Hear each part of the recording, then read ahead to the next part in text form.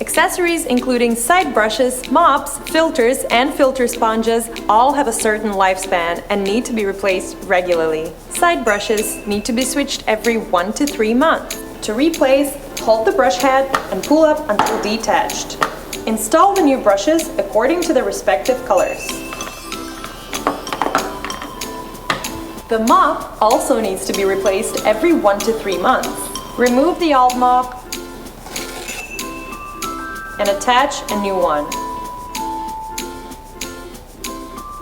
Don't forget the filter sponge, as it will also need a replacement every 1 to 3 months. It can be replaced by opening the clean water tank, removing the water pipe, and taking out the used sponge. Replace the sponge by aligning a new one with the hole.